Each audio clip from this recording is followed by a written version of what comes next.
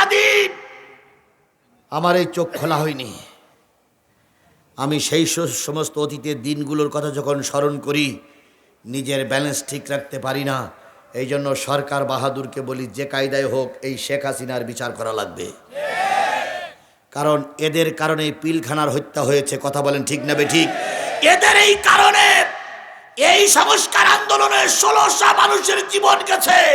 এদের কারণে হেফাজতের লাইট নিভাইয়ে দিয়ে রাতের অন্ধকারে হাজার হাজার আলেমকে গুলি করে মেরেছিল এই ফেরাউনের বাচ্চারা, এই ফেরাউনের বাচ্চারা। এদেরকে ক্ষমা করে দিলে বিডিআরের আত্মা কষ্ট পাবে। এদেরকে ক্ষমা করে দিলে হেফাজতের আলেমরা কষ্ট পাবে। এদেরকে ক্ষমা করে দিলে বিশ্ব নন্দিত আলেমে দ্বীন আল্লামা সাঈদী কষ্ট পাবে। কথা বলেন, কথা বলেন, কথা বলেন। সুতরাং বিচার আমরা চাই, তবে ওরা যেরকম আমাদের ঘরের থেকে তুলে নিয়ে 3 রাস্তার মুখে গুলি করে মেরেছিল, আমরা ওই রকম বিচার চাই না। আমরা আদালতের মাধ্যমে বিচার করে রায় এনে সেই রায় কার্যকর করতে চাই। কথা বলেন, কথা বলেন। তাহলে কারা কারা বিচার কার্যকর করার পক্ষে একটু হাত উঁচু করে মালিকের দেখায় দেন। জোরে একটা তাকবীর হবে, নারায়ে তাকবীর। আরো জোরে লিল্লাহে তাকবীর। আল কোরআনের আলম, তোমার নেতা আমার নেতা, দুনিয়ার মুসলিম, লিল্লাহে তাকবীর। আমার ভাইয়েরা,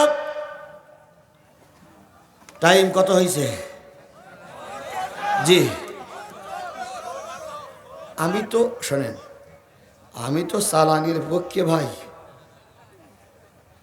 সবাই যখন না চালানির পক্ষে ছিল, আমি তখন চালানির পক্ষে ছিলাম। এই শাহজাহানপুরীর অনেক মানুষ মাহফিল করে করার সাহস পেতেন। আমি বলতাম, শুধু তোদের দায়িত্ব আমার মঞ্চ পর্যন্ত তুলে দিবি, আমার মঞ্চ পর্যন্ত তুলে দিয়ে তোরা কে কি বলবি, তারপরে যা করতে আমি একা একাই করবো। এ কথাটাকে আমি নতুন বলতেছি, আমার ভাই নিজেই সাক্ষী। আমি বলতাম যে শুধু আমাকে তুলে দেন, দয়া করে মাহফিলটা নষ্ট করেন না, আমাকে তুলে দেন। ওনারা তখন কাঁদতেন আর বলতেন, হুজুর আপনারা যদি ধরে নিয়ে যায়, আপনারা যদি গুলি করে মারে। আমি তখন বলতাম যে আমার সামনে আল্লাহ আছে আর হাজারো জনতা আমার সামনে আছে, ওরা আমাকে নিয়ে যেতে পারবে না। সেই বিপদের দিনে আমরা কথা বলেছি না বলিনি? আজকেও কথা বলবো না তা নয়, কিন্তু এমনি শীত, লোক একটু কম, তারপরে আগামীকাল আবার বড় বড় অতিথিরা আসবে, তাদের জন্য একটু সুযোগ দিতে হবে না ভাই? এই জন্য আমার যদি আজকের যদি কিছু বাদ থাকে, শাহজাহানপুর মাদ্রাসায় আমার এখনো মাহফিল ধরা আছে, ফুলতলা মাদ্রাসায়। সেখানে যদি সব আজকে বলে দেই, তাহলে সেখানে কি বলবো? এক লোক চেয়ারম্যানকে ভোটে দাঁড়াইছে আমাদের গ্রামে, এই মুরব্বি,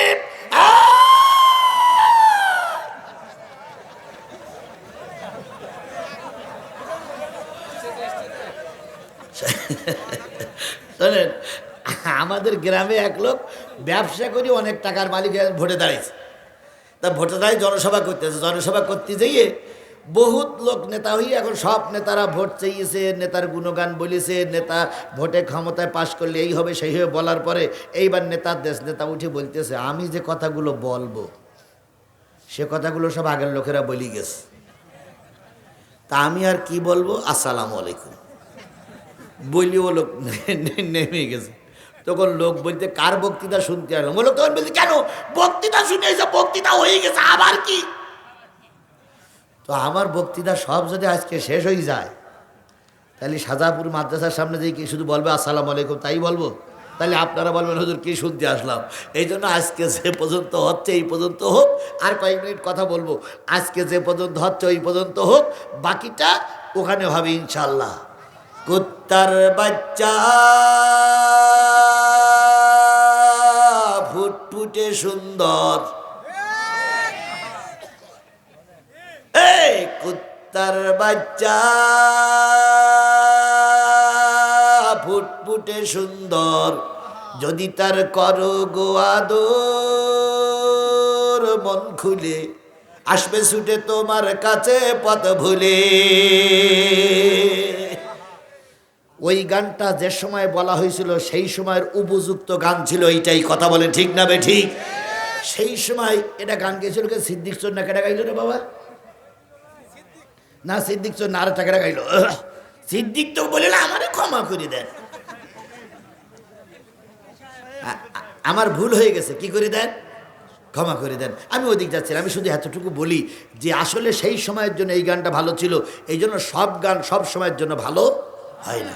আমার আলোচনার বিষয় ছিল আল্লাযীনা ইউমিনুনা বিল গায়ব ওয়া ইউকিমুনাস সালাহ, অদৃশ্যের উপরে বিশ্বাস করতে হবে, আর কয় ওয়াক্ত নামাজ আদায় করতে হবে। আরো জোরে বলেন, কয় ওয়াক্ত নামাজ আদায় করতে হবে। আরো জোরে বলেন, কয় ওয়াক্ত নামাজ আদায় করতে হবে। আমি নজিবুল বাশারের কথা বলতে দিই, সব কথাগুলো শেষ করতে পারি নাই। নজিবুল বাশার মামলা দিয়েছিল, নজিবুল বাশার মামলা দিয়েছিল আল্লামা সাঈদী নাকি ধর্মের অপব্যাখ্যা করেছে। সেই অপরাধে আল্লামা সাঈদীকে গ্রেপ্তার করা হলো। কথা বলেন ঠিক না বেঠিক? নেজামী সাহেবের নাম ওই মামলা, সেই মামলায় আল্লামা সাঈদী ধুকে ধুকে মারা গেল।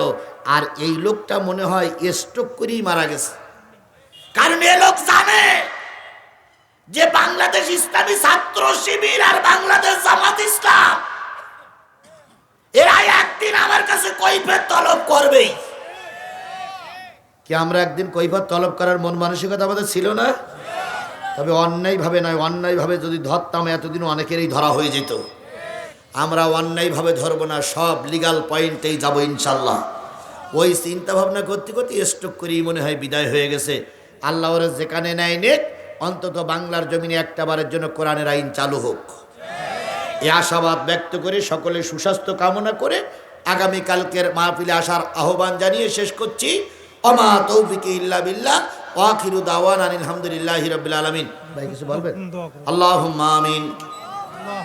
রব্বানা যালামনা আনফুসানা ওয়া ইল্লাম তাগফির